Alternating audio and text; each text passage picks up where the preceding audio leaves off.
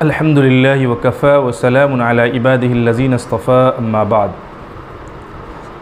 अन अबी उमामता रज़ियल्लाहु तआला अन्हु क़ाल क़ाल रसूलुल्लाह सल्लल्लाहु अलैहि वसल्लम अला तस्मऊन इन्नल बज़ाज़ता मिनल ईमान रवाहु अबू दाऊद। मोहतरम नाज़रीन व सामईन, अभी मैंने आपके सामने सुनन अबी दाऊद की एक हदीस आपके सामने पढ़ी है, जिसके रावी हज़रत अबू उमामा बाहली रज़ी अल्लाह ताला अन्हु है। बड़ी ही छोटी हदीस है, लेकिन बहुत ही जामे हदीस है और बहुत ही कीमती बात इस हदीस के अंदर बयान फरमाई गई है। याद रखिए, सादा ज़िंदगी और सादगी के साथ गुजारी हुई ज़िंदगी बड़ी अहम ज़िंदगी होती है, और सादगी जिस इंसान के अंदर होती है उसके अंदर तक़वा होता है, उसके अंदर खाकसारी होती है, उसके अंदर आजिज़ी होती है, तकब्बुर उसके अंदर नहीं होता, किब्र और गुरूर उसके अंदर नहीं होता। और जिसके अंदर सादगी आ जाती है, फिर याद रखिए, सादगी के आने की वजह से इंसान इसराफ़ से, तब्ज़ीर से, फ़िज़ूल ख़र्ची से इंसान बच जाता है और हर काम में वो सादगी को पसंद करता है। आज हालात ऐसे हैं कि आज देखिए, आज हमारे माशरे के अंदर किसी भी काम में सादगी लोगों के नज़र नहीं आती।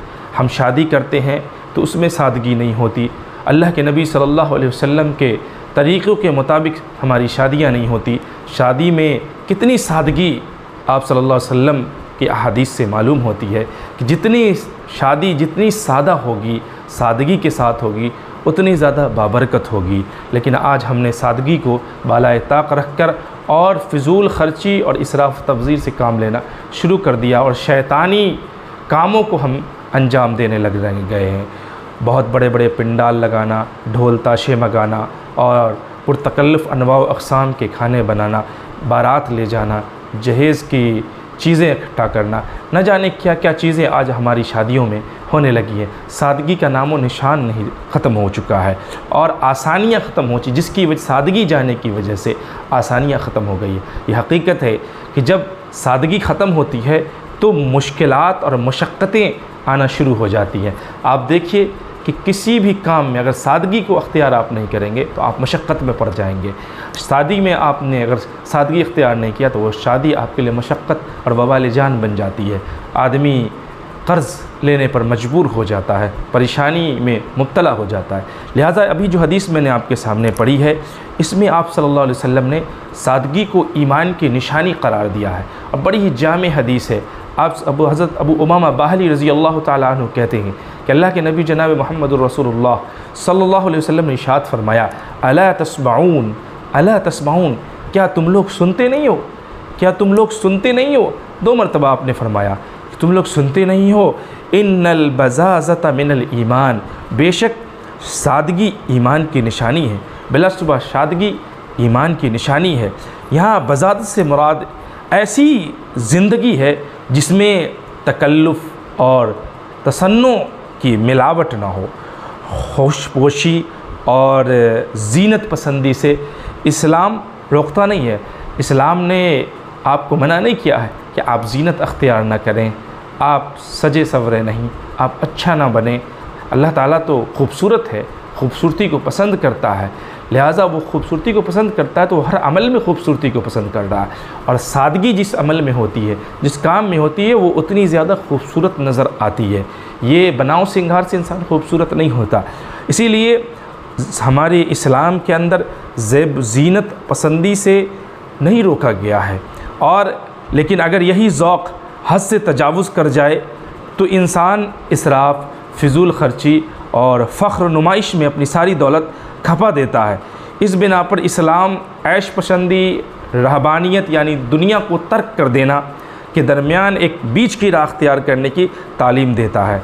उसी चीज़ को इस रिवायत में बज़ाज़तुन के लफ्ज़ से ताबीर किया गया है और फरमाया गया है कि इंसान जो है वो फ़िज़ूल ख़र्ची और तनाउम, ऐश पसंदी को छोड़कर बीच की ज़िंदगी अख्तियार करे। बज़ाज़तुन जिसको कहते हैं, जिसको ताबीर इस हदीस में बज़ाज़तुन से किया गया, यानी सादगी की ज़िंदगी अख्तियार कर ले।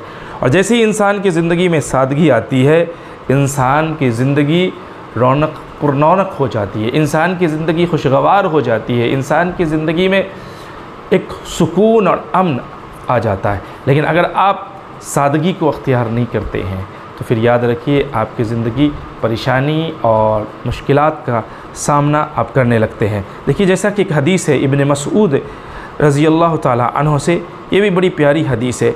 इस हदीस के अंदर भी ये बातें बताई गई हैं कि इंसान को सादा ज़िंदगी गुजारनी चाहिए, और सादा ज़िंदगी जो वो है वो इंसान को कामयाबी और कामरानी के मराहिल तय करने में बड़ी ही कारगर साबित होती है। लेकिन अगर इंसान सादा ज़िंदगी छोड़ देता है और शैतानी ज़िंदगी को अख्तियार कर लेता है और तसन्नु और तनाउम के चक्कर में और ऐश परस्ती के चक्कर में वो सादगी को और तवाज़ु को छोड़ देता है, तो फिर वही चीज़ होती है कि वो मुश्किलात में घिरता है और उसके अंदर किब्र और गुरूर भी पैदा हो जाता है। लिहाजा ज़रूरत इस बात की है कि हम अपनी ज़िंदगी अल्लाह और उसके रसूल के बताए तरीक़ों के मुताबिक गुजारें, और हम देखें कि अल्लाह के नबी और सहाबा किराम की ज़िंदगी कितनी सादा थी और किस तरीक़े से वो अपनी ज़िंदगी को गुजारा करते थे, कितने सादा लौह थे, उसको हम अपने सामने रखें और उनकी ज़िंदगी को पढ़कर अपनी ज़िंदगी को उसी तरीक़े से गुजारें। नबी अलैहिस्सलाम की ज़िंदगी हमारे लिए आइडियल है, नमूना है, उसवा है। लक़द काना लकुम फ़ी रसूलिल्लाहि उस्वतुन हसना, मुकम्मल नमूना आप सल्लम की ज़िंदगी हमारे लिए है।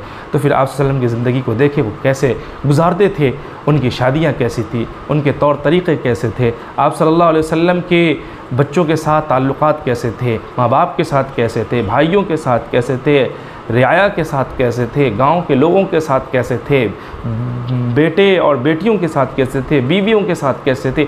हर चीज़ को जब आप नज़र दौड़ाएंगे तो आपको ये मालूम होगा कि आप सल्लल्लाहु अलैहि वसल्लम बड़े सादा लौह थे, बहुत सादा ज़िंदगी और तवाज़ु के साथ गुजारने वाले थे।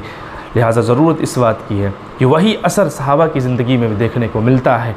लिहाजा हमें चाहिए कि हम अपनी ज़िंदगी में इस चीज़ को अख्तियार करें ताकि हमारी ज़िंदगी पुरसकून हो सके और हम अल्लाह के नज़दीक कामयाबी और कामरानी से हमकिनार हो सके।